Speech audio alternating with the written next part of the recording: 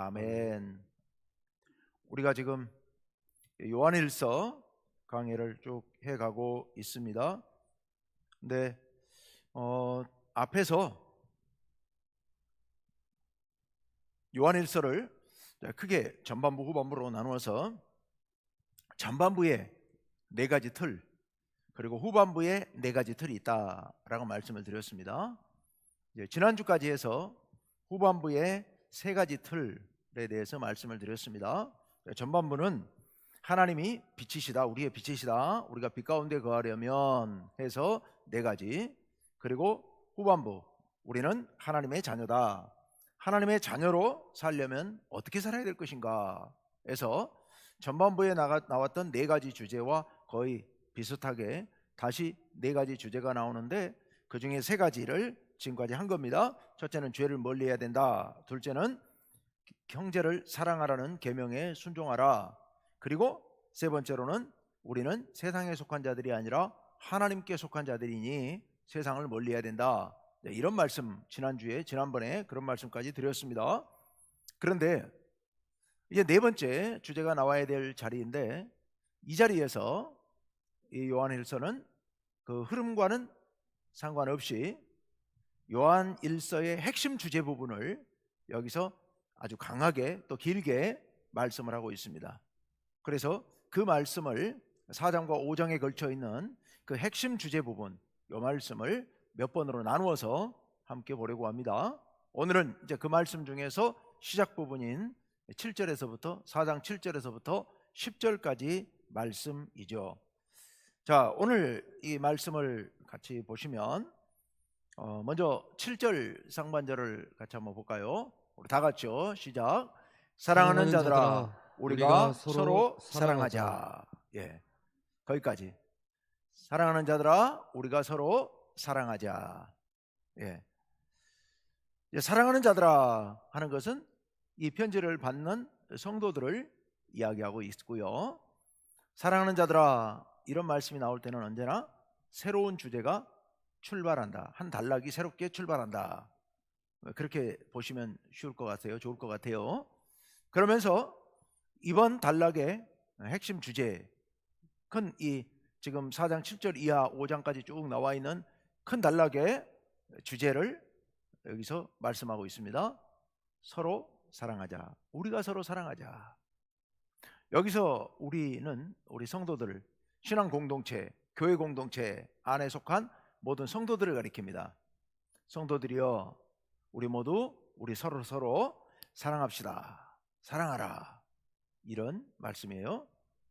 그런데 이 말씀이 바로 이 요한일서의 가장 중요한 핵심 주제가 되겠습니다. 그래서 여기뿐만 아니라 이미 앞에서 이 사랑에 대해서 성도들끼리 형제를 사랑하라, 또 우리 서로 사랑하라, 이런 말씀은 앞에서도 여러 번 반복돼서 나왔었습니다. 우리가 3장 11절에 보면 우리는 서로 사랑할지니, 이런 말씀이 있었고요. 또 3장 14절에 보면 우리는 형제를 사랑함으로 사망에서 옮겨 생명으로 들어간 줄을 알거니와, 우리는 사랑함으로 비로소 사망, 즉 죽음에서 생명으로 옮겨간 것을 알게 된다라는 말씀을 우리가 봤었습니다. 또 16절에 보면 우리도 형제들을 위하여 목숨을 버리는 것이 마땅하니라, 이렇게 말씀합니다. 우리 주님께서 우리를 위해 목숨을 바치셨으니 우리도 우리의 형제들을 위하여 목숨을 바쳐야 된다. 사랑하라는 말씀이죠. 그리고 또 3장 18절 말씀에 자녀들아, 우리가 말과 혀로만 사랑하지 말고 행함과 진실함으로 하자. 그러면서 우리의 이웃이 궁핍한 것을 알고도 내가 재산이 있는데도 도와줄 줄을 모른다면 그게 어찌 사랑이겠느냐, 이런 말씀도 있었습니다. 구체적으로 우리가 주변의 어려운 사람들을 위해서 도움의 손길을 내미는 것, 이런 것들이 이제 형제 사랑이다 라는 말씀, 우리가 앞에서 다 공부를 해왔습니다. 우리가 서로 사랑해야 된다, 이웃을 사랑해야 된다, 형제를 사랑해야 된다. 우리 기독교의 최고의 계명 아니겠습니까? 우리 기독교 예수님께서 말씀하신 것처럼 가장 큰 계명, 하나님 사랑하고 우리 이웃을 사랑하는 거, 이 사랑하는 거, 이거야말로 기독교의 최고의 계명이죠. 이 계명이 최고의 계명인 까닭은 사랑이야말로 하나님의 본성이기 때문에 그렇습니다. 하나님께서 본성적으로 사랑하시기 때문에, 이 사랑이라고 하는 것을 추상적으로 생각해 가지고 하나님의 본성이 사랑이다, 그러니까 사랑이 하나님이고 하나님이 사랑이다, 이렇게 과도하게 해석하는 사람들이 있는데 그런 뜻이 아닙니다. 하나님은 사랑하시는 분이다, 이런 뜻이지 추상적으로 사랑, 하나님 이꼴 사랑이다, 이런 뜻 아니에요. 그런 뜻 아니고 하나님은 사랑하시는 분이다.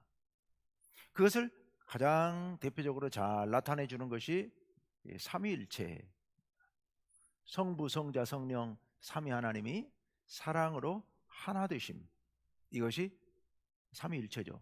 삼위 하나님께서 일체가 되신다라는 게 서로 깊이 사랑하신다, 이런 뜻이고, 그렇기 때문에 하나님께서는 당신의 성품, 당신의 본성, 그러면서 당신의 가장 깊은 마음, 그게 바로 사랑이거든요.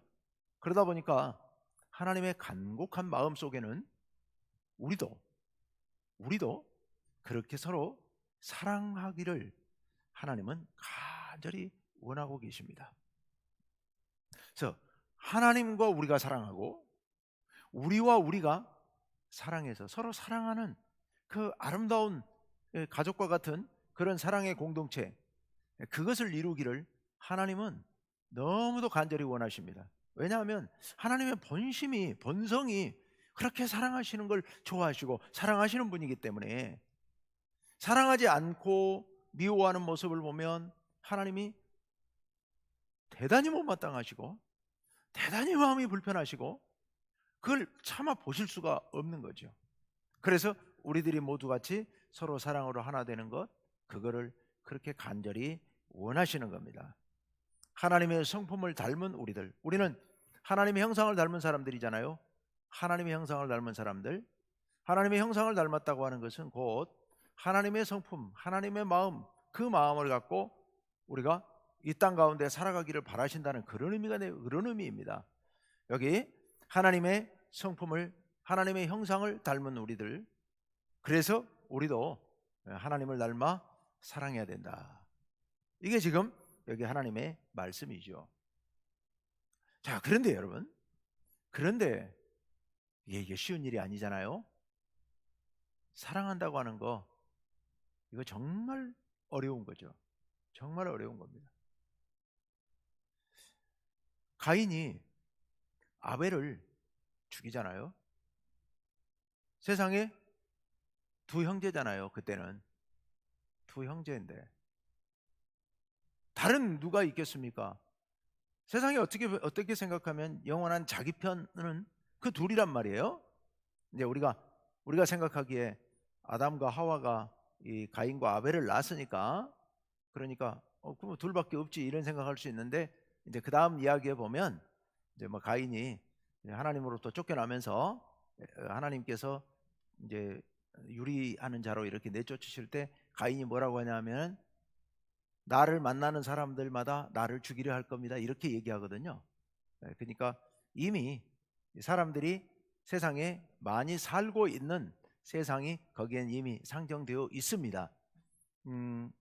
아담과 하와가 가인과 아벨을 이제 막 낳고 아직 세상에 다른 사람 아무도 없었을 때, 이런 의미가 아니고 이제 아담과 하와의 후손 중에서 가인과 아벨, 이런 정도로 생각해도 크게 틀리지 않습니다. 주변 글자 그대로만 보면 아담과 하와의 첫 가인, 아벨, 이렇게 생각 나와 있는 대목이 있지만, 그러나 주변 배경, 그 다음 얘기들에 보면 주변에 사람들이 많이 있는 게 분명히 성경 안에 상정이 되어 있기 때문에, 그거는 아담과 하와, 가인과 아벨은 이제 아담과 하와의 후손이다, 이런 의미로, 아들이라는 의미가 성경에 그렇게 많이 쓰여 있습니다, 사실은. 그래서 그렇게 이해하셔도 충분합니다. 어쨌건 중요한 것은 세상 속에서 같이 피를 나눈 형제는 두 사람밖에 없잖아요. 어찌 보면 내 편이잖아요. 영원한 내 우군이잖아요. 그런 아벨을 가인이 죽이잖아요. 그 가인하고 세상에 그 누구보다도 가장 친하게 가장 가까이 사랑하면서 지내야 할 아벨을, 형제 아벨을 죽이잖아요. 이거 왜 그런 겁니까? 사울왕이 자기가 머리가 그러니까 힘들고 어려울 때 다윗을 불러가지고 수금을 타면서 자기가 좀 편안함을 누리잖아요. 그런데 그 다윗이 골리앗을 죽이고 돌아왔을 때 사람들이 다윗을 찬양하는 것을 듣고서, 칭찬하는 소리를 듣고는 그때부터 다윗을 죽이려고 창을 뽑아서 몇 번씩 이렇게 던지고 죽이려고 하지 않습니까? 그 뒤로도 군사를 이끌고 그렇게 다윗을 끝까지 죽이려고 애를 쓰지 않습니까? 자기가 그렇게 하지 않았으면 어쩌면 사울이 편안하게 통치를 했을지도 모르겠습니다.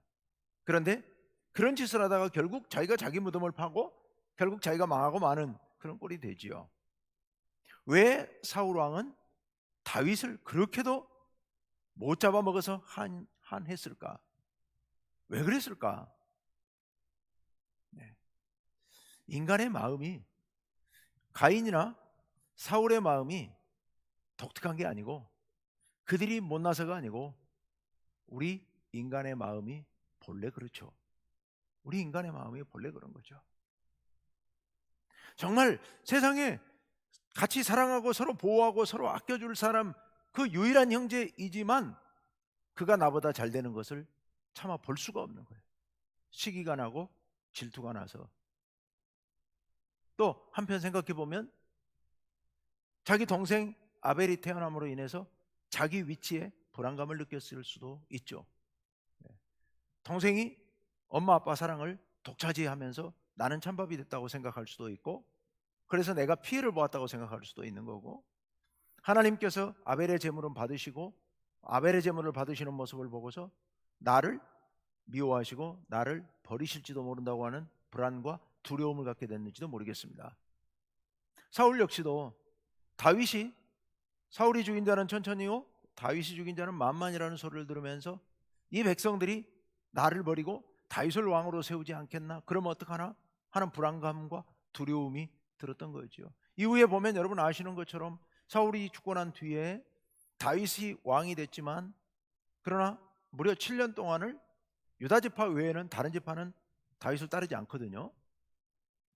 그런 모습 보면 사울이 그렇게 불안해할 일도 아니었다는 얘기입니다. 다윗을 지지하는 자가 그리 많지도 않았었다는 얘기입니다. 그럼에도 불구하고 불안한 마음, 두려운 마음이 그 마음 속에 있었기 때문에 다윗을 죽이려고 그렇게까지 했던 모습을 보게 되지요. 사랑과는 정반대의 모습인데 그 모습이 남의 모습이 아니고 바로 우리의 모습이라는 것. 사랑보다는 미움이 더 가까운 거죠. 사랑하면 좋긴 하지만 미워하는 것도 굉장히 나름대로 즐거움이 있고 쾌감이 있는 거예요. 다른 사람 미워하고 다른 사람 욕하고 다른 사람 흠잡고 막 이렇게 하면 속에서 이게 뭔가 나도 잘 이해가 안 되는 뭔가 쾌감 같은 게, 내가 마치 올라가는 것 같고 내가 높아지는 것 같은 이 이상한 쾌감 같은 게 인간에게는 발동을 한다는 말입니다. 참 묘한 그런 감정인데요. 그래서 인간들은 끊임없이 시기하고 질투하고 미워하고 싸우고 나중에는 전쟁을 일으키고 그런 고통 가운데 스스로 고통스럽게 만들고 세상을 고통스럽게 만드는 그런 악에 빠지고 마는 겁니다. 참 안타까운 일인데요. 그 이유가 뭔가? 우리가 너무 연약하기 때문에, 우리가 너무 연약하기 때문에, 너무 부족하기 때문에 늘 불안에 떠는 겁니다. 우리가 어떻게 될까봐 내가 눈밖에 나고 내가 다른 사람의 주목을 받지 못하고 이렇게 되면 그럼 내가 마치 무시당하고 이 땅에서 없어질까봐, 내가 짓밟힐까봐 불안해지는 게 이 인간의 연약한 마음이에요. 거기다가 인간의 악한 마음도 있죠. 탐욕스러운 마음, 교만한 마음, 내가 자랑하고 내가 칭찬받고 싶은 마음, 내가 높임받고 싶은 마음, 이 마음이 우리 인간 속에 강하게 내재되어 있는 겁니다. 그렇기 때문에 사랑한다고 하는 게, 서로 사랑한다고 하는 게, 이게 정말 어려운 것이죠. 이게 정말 어려운 거예요. 제가 자주 그런 말씀을 몇 번 드렸기 때문에 기억하고 계실지 모르겠습니다만은, 제가 정말 제 인생을 걸고 고민하면서 고뇌하면서 내렸던 결론이, 세상의 모든 가르침, 모든 철학이나 사상이나 종교나 우리 기독교 가르침이나 성경의 가르침이나 핵심은 같은 거구나. 사랑하라는 거구나. 사랑하라는 거. 그런데 이 사랑이라고 하는 것은 실천이기 때문에 사랑하면서 살아야겠구나.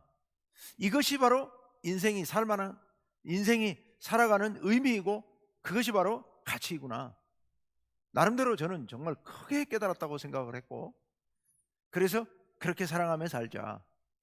내 가까운 사람들로부터, 내 가족, 내 형제들, 친구들, 우리 교회 성도들 사랑하며 살자 라고 정말 그 인생을 걸고 고민한 끝에 내린 결론이었는데도, 제가 살다가 보니까 얼토당토하는 소리를 내가 했구나, 말도 안 되는 소리를 내가 하고 있었구나 라고 제가 생각을 했던 것이, 사랑이 되지가 않았기 때문에요.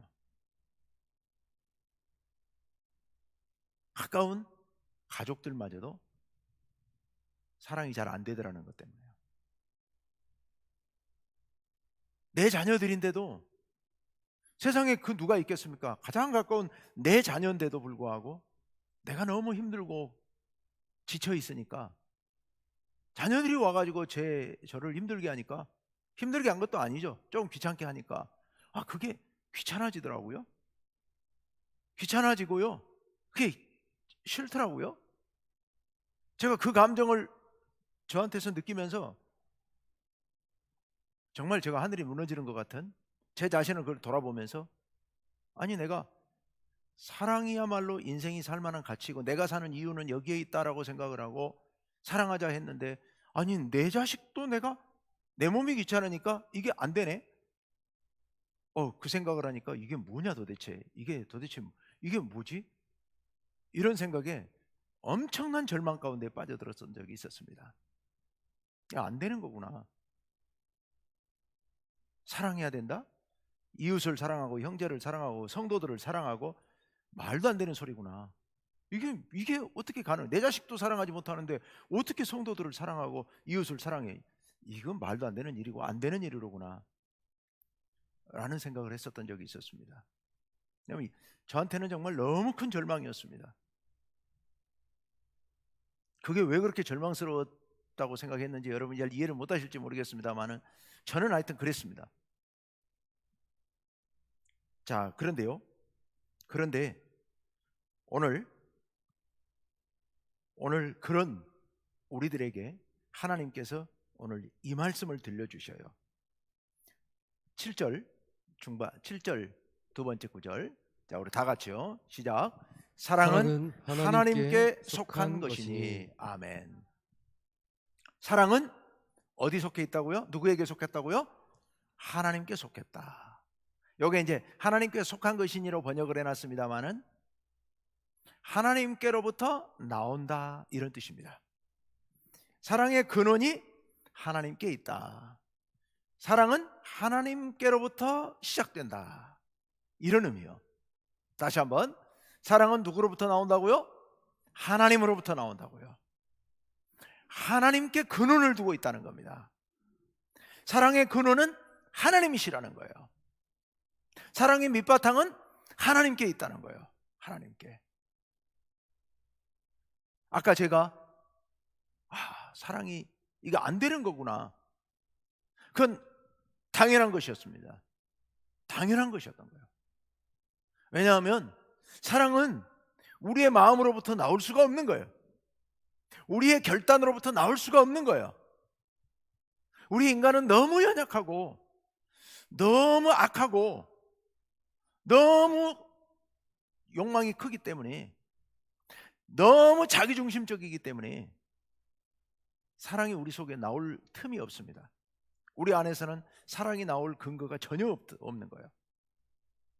사랑하는 척은 하지만 그것도 근본적으로 따져보면 다 이기적인 거예요. 참 멋있어 보이는 남자, 사랑스럽다. 근데 결국은 그게 자기의 욕심이고 자기 중심적인 그런 생각인 거죠. 결국은 가보면 그렇게 돌아가고 마는 거죠. 사랑의 근원은 우리에게 없다. 우리에게서는 사랑이 나올 수가 없다. 사랑은 누구에게 속한 것이다? 하나님께 속한 것이다. 하나님께로부터 나온 것이다. 오직 하나님께로부터만 나오는 것이다. 사랑은 하나님으로부터만 시작되는 것이다. 이 말씀입니다. 이 말씀을 요한 1서에서 하고 싶었던 거고요. 제가 하나님의 은혜를 깊이 체험하고 난 뒤에 이 말씀을 발견하고서 정말로 너무도 큰 감동을 받았고 큰 충격을 받았어요. 저는 지금까지 사랑을 제가 해야 된다고 생각했거든요. 대단히 죄송스럽고 여기서 참 해도 되는 이야기인지 모르겠습니다만, 그 당시 제가 무슨 생각을 했었냐면은, 그 당시 얘기 지금이 아니고요. 그 당시 제가 무슨 생각을 했었냐면은, 하나님이 계신지 안 계신지 잘 모르겠다. 설령 하나님이 계시지 않는다 하더라도 성경이 가르치고자 하는 이 진리, 서로 사랑하라고 하는 이 진리야말로 최고의 가치고, 이 말씀이 있기 때문에 기독교는 정말 위대한 종교다 라고 제가, 정말 교만한 마음이었죠. 제가 그렇게 결론을 내렸다고요. 그게 30살 때 얘기예요. 30살 때 나름대로 철학을 공부를 할 만큼 끝까지 공부를 하고, 그리고 내린 결론이었습니다. 제 인생의 고민과 결합돼서. 그런데 한 10년 그러고 나서 내린 결론이, 어림없는 소리를 내가 했구나. 정말 눈꽃만큼도 안 되는 게 그거였구나. 저는 하나님이 설령 계시지 않는다 하더라도 내가 성경의 가르침대로 사랑하며 살면 되지, 이렇게 결론을 내렸던 거거든요.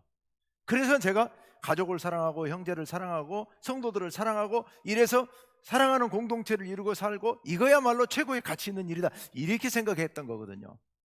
그런데 10년 살고 나서 내린 결론, 어린 반푼어치도 없는 생각을 했었구나. 내가 얼마나 어리석었는지, 이건 정말 바보 같은 생각을 했구나 라고 결론을 내리고, 사실은 절망에 빠져 있었을 때 하나님께서 저를 깨닫게 해주셨는데, 깨닫게 해주신 게 하나님께서 저를 얼마나 사랑하시는지, 예수님께서 저를 얼마나 사랑하시는지 하는 것을 정말 뼛속 깊이 깨달으면서, 그러면서 사랑이 내게서 나오는 게 아니고 하나님께로부터 나오는 것이구나, 하나님께로부터 나오는 것이구나 라고 깨달은 겁니다.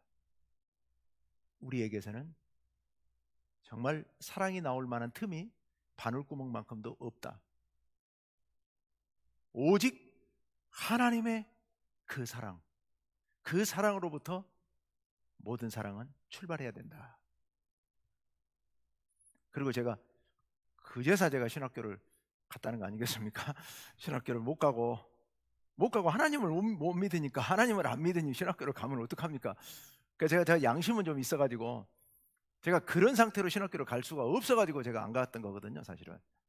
근데 이제 하나님께서 하나님을 만나게 해주시고 깨닫게 해주시니까 그때부터요 모든 말씀이 은혜가 되고 모든 말씀이 정말 살아있는 말씀이 되고요. 그래서 제가 이렇게 이제 또 결국 목사가 됐는데요. 사랑은 하나님께 속한 것이다. 그래서 7절 하반절 8절 상반절을 묶어서 같이 봅니다. 다 같이요, 시작.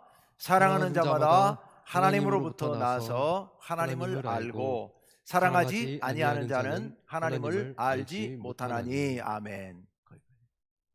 사랑하는 자마다 하나님을 알고 사랑하지 아니하는 자는 하나님을 알지 못한다. 근데 그 사이에 하나님으로부터 난다. 여러분, 사랑하는 자마다 하나님으로부터 나온 자들인 줄로 믿습니다. 하나님으로부터 난 자들, 하나님으로부터 나온 자들은 하나님의 택함 받은 자들이야말로 하나님의 선택받고 예수 그리스도를 믿고 구원받은 사람들이야말로 비로소 사랑할 줄 아는 사람들이다. 아까 제가 말씀드렸던 것처럼, 제 간증을 했던 것처럼, 제가 인간적으로 제 안에서 사랑해 보려고 했지만 그건 실패했어요. 안 나와요. 사랑이 되지를 않는 겁니다. 사랑 흉내는 낼 수 있어요. 흉내는 낼 수 있는데 진정한 사랑이 되지는 않습니다. 그렇기 때문에 진정한 사랑을 할 수 있는 사람은 바로 첫 번째 말씀이 그 말씀이죠. 사랑하는 자마다, 진정 사랑을 하는 자는 하나님으로부터 난 자들이라는 말입니다. 즉 하나님의 사랑을 받는 사람들, 하나님의 택함받고 구원받은 하나님의 자녀들만이 비로소 하나님을 사랑할 수 있다, 이런 선언인 겁니다. 하나님으로부터 난다. 그래서 사랑하는 자야말로 진정 하나님을 아는 자들이다. 이 말씀은 이제 사실 영지주의와 관련이 있는 말씀인데, 그 당시 영지주의자들이 우리가 하나님의 신령한 영적 지식을 얻었다, 그러니 우리는 하나님을 안다, 그러므로 이제 우리는 구원받은 사람이고 따라서 세상에 죄를 지어도 괜찮고 육체적으로 무슨 짓을 해도 괜찮다, 이런 헛소리를 했던 그 영지주의자들에 대해서 너희는 하나님을 알지 못한다. 왜냐? 너희는 사랑하지 않지 않느냐는 거예요. 그 사람들은 사랑이고 뭐고 다 필요 없다. 왜? 영적 지식을 얻었으니, 영지를 얻었으니까 이제 우리는 구원받은 자들이다, 이렇게 이야기를 한 것인데 반해서 틀렸다. 사랑하는 자야말로 진정 하나님을 아는 자다. 너희처럼 깨달았다고 하면서 멋대로 사는 거, 죄 가운데 사는 거, 사랑하지 않는 거, 너희들은 하나님을 알지 못하는 자들이다. 그게 둘째 줄이에요. 사랑하지 아니하는 자는 하나님을 알지 못하는 자들이다, 이런 말씀이에요. 우리가 하나님을 안다면, 정말 하나님을 만났고 하나님의 사랑을 받았다면 그 사람이야말로 사랑할 수 있는 사람이고요, 사랑하는 사람이야말로 바로 하나님을 아는 사람이다. 머리로는 잘 몰라요. 성경의 지식을 잘 몰라도 정말 진정한 사랑을 베풀 수 있는 사람은 하나님을 아는 사람이다 라는 그런 말씀입니다. 자, 8절 하반절입니다. 다 같이요, 시작. 이는 하나님은 사랑이심이라. 아멘. 하나님은 사랑이십니다. 하나님은 사랑이십니다. 여기서 하나님은 사랑이시다, 아까 제가 말씀 앞에서 잠깐 한번 드렸습니다만 다시 한번 말씀드리면, 하나님이 이꼴 사랑이다, 사랑이면 하나님이다. 만약 그렇게 해석한다면 이건 큰 오산입니다. 하나님이 사랑이고 사랑이 하나님이다, 그런 뜻은 아니에요. 이 말씀이 그런 뜻이 아니고, 하나님께서 행하시는 모든 일은 사랑에서 출발한 일이다, 이런 뜻입니다. 하나님께서 우리를 때로 심판하실 수도 있고 징계하실 수도 있습니다. 우리가 잘못된 길로 갈 때, 어긋난 길로 갈 때 하나님께서 채찍을 들어서 우리를 치실 수도 있습니다. 그러나 그것마저도 무엇이라고요? 사랑이라고요. 하나님께서 행하시는 모든 일은 사랑으로부터 나온 일이다 하는 그런 말씀이에요. 여러분, 신앙생활 하다 보면 가끔 우리가 마음속에 좀 흔들릴 때가 있지 않습니까? 하나님이 나를 사랑하신다면서 왜 내게 이런 일이 생깁니까? 우리 이런 질문을 할 때가 있지 않습니까? 질문은 당연히 하실 수 있고 열심히 그런 질문도 하셔야 됩니다. 해야 해결되니까. 그러니까 질문하실 수는 있습니다. 그러나 본질은 하나님께서 우리에게 어떤 일을 행하시든 그 일은 다 사랑으로 행하신 일이다라는 겁니다. 이게 바로 이 말씀이 바로 그런 말씀입니다. 하나님께서 행하시는 모든 일은 다 사랑으로 하시는 일이다. 사랑으로 하시는 일이다. 여러분 꼭 기억하시기를 바랍니다. 자, 이제 9절 상반절로 가봅시다. 9절 상반절요. 다 같이 시작. 하나님의 사랑이 우리에게 이렇게 나타난 바 되었으니. 아멘. 자, 하나님의 사랑이 우리들에게 어떻게 나타났느냐, 어떻게 드러났느냐, 하나님께서 당신의 사랑을 우리에게 어떻게 보여주셨느냐, 하나님이 우리를 사랑한다는 걸 우리는 어떻게 알 수 있느냐. 바로 그 다음에 9절 하반절 다 같이 시작. 하나님이 자기의 독생자를 세상에 보내심은 그로 말미암아 우리를 살리려 하심이라. 아멘. 우리가 잘 알고 있는 요한복음 3장 16절 말씀처럼 하나님이 세상을 이처럼 사랑하사 독생자를 주셨으니, 독생자를 주셨으니, 예, 하나님께서 우리를 사랑하셔서 독생자를 주셨다는 겁니다. 그래서 하나님께서 우리를 구원하시려고, 우리를 살리시려고, 그로 말미암아 즉 예수 그리스도를 통하여 우리를 살리려 하심이라. 예. 자, 아까 앞에서 9절 상반절에서 뭐라고 그랬다고요? 하나님의 사랑이 바로 이렇게 나타났다. 어떻게? 당신의 독생자를 세상에 보내주셔서 우리를 살려내셨다는 겁니다. 무엇을 말할까요? 예수님께서 이 땅에 태어나신 일만 말한 게 아니에요. 보내셨다 그러니까 태어나신 일만 생각할 수 있는데 그게 아니에요. 이 땅에 태어나셔서 이 땅에서 사시다가 십자가에 달려 돌아가시고 부활하셔서 승천하신 그 모든 걸 통째로, 모든 일을 통째로 얘기하는 겁니다. 우리 예수님께서 이 땅에 오셔서 우리를 위해 십자가에 달려 돌아가신 그 일을 이야기하고 있는 거죠. 그 일을 통하여서 우리를 살려내신 것, 그것이 바로 하나님의 사랑이다. 예수님을 이 땅에 보내신 것도 사랑이고, 이 땅에서 공생애 3년 동안 살게 하신 것도 사랑이고, 십자가에 달려 돌아가시게 하신 것도 사랑이고, 부활하게 하신 것도 사랑이고요. 오직 하나님의 사랑으로 이 일을 이루셨다는 겁니다. 그래서 최종적으로 이렇게 정리하고 있습니다. 10절 다 같이 시작. 사랑은 여기 있으니 우리가 하나님을 사랑한 것이 아니요. 예. 아까 제가 하나님의 사랑을 깨닫고서 발견한 말씀이 바로 이 10절 말씀인데요. 저는 제가 누군가를 사랑할 수 있다고 생각했습니다. 내 가족을 내가 사랑할 수 있다고 생각했습니다. 그런데 결론은 안 된다는 거예요. 그게 쉬운 일이 아니었어요. 그거 안 되는 거예요. 우리가 우리의 이웃을 사랑하고 이웃을 사랑함으로 하나님을 사랑하고, 이거 안 되는 것이다. 우리가 하나님을 사랑하는 것 안 된다라는 겁니다. 우리에게서는 사랑이 나올 수가 없다. 우리에게서는 선한 게 나올 수가 없어요. 그게 아니다. 우리에게서 사랑이 나오는 것이 아니라 10절 하반절요. 예, 다 같이요. 시작. 하나님이 우리를 사랑하사 우리 죄를 속하기 위하여 화목제물로 그 아들을 보내셨습니다. 아멘. 아멘. 우리를 사랑하사, 그러니까 우리가 하나님을 사랑하는 것이 아니라, 우리가 어떤 사랑을 행하는 것이 아니라 하나님께서 우리를 먼저 사랑하신다는 겁니다.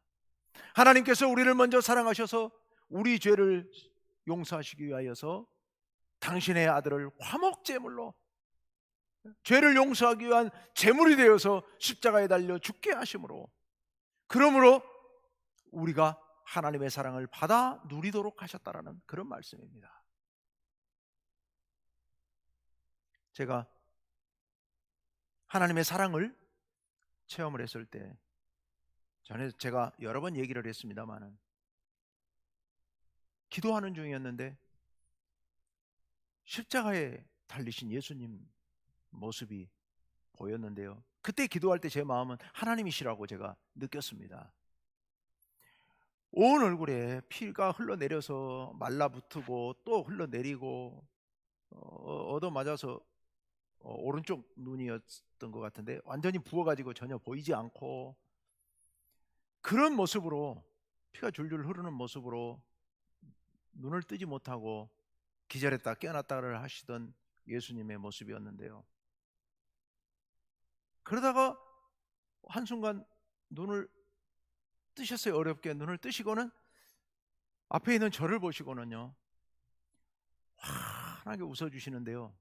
그 웃음이 세상에 그렇게 인자한 웃음이 없었어요. 너무 사랑스럽게 저를 바라보시면서 행복하게 저를 그 모습으로 해갖고 저를 웃고 저를 보고 미소를 지어주시는 그 하나님의 모습에 하나님이 나를 이렇게 사랑하시는구나. 제가 그 사랑에 하나님의 사랑에 눈을 뜨게 됐고 감동하게 됐고 정말 제가 녹아내린 것 같은 그런 엄청난 감동을 제가 거기서 느꼈습니다. 그리고 난 뒤에 제가 이 말씀을 발견한 거예요.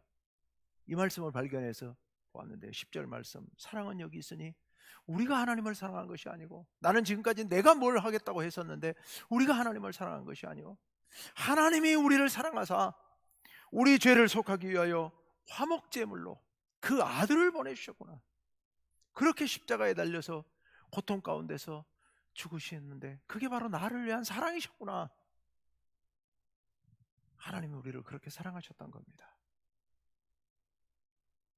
하나님께서 우리들에게 서로 사랑하라고 말씀하십니다.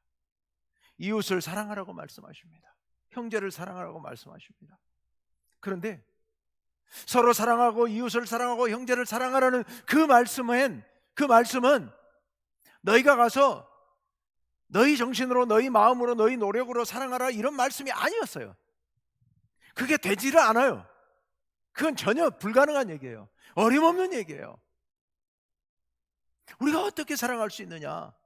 바로 이 우리를 위해서 당신의 독생자 예수 그리스도를 보내주셔서 우리를 위해서 십자가에서 대신 그 모진 고난을 당하시면서 피 흘려 죽으셔서 그렇게 우리를 사랑하신 그 하나님의 사랑, 그 사랑의 감동이 우리 가슴속에 채워져서 그 사랑의 감격, 그 사랑에 대한 감사, 기쁨, 그 사랑이 우리 가슴속에 차고 넘쳐서 충만해져서 그때에서 비로소 그런 하나님의 사랑의 감동으로 우리가 조금 우리의 이웃들에게, 우리의 형제들에게, 우리 성도들을 향해서 사랑을 베풀 수 있는 겁니다.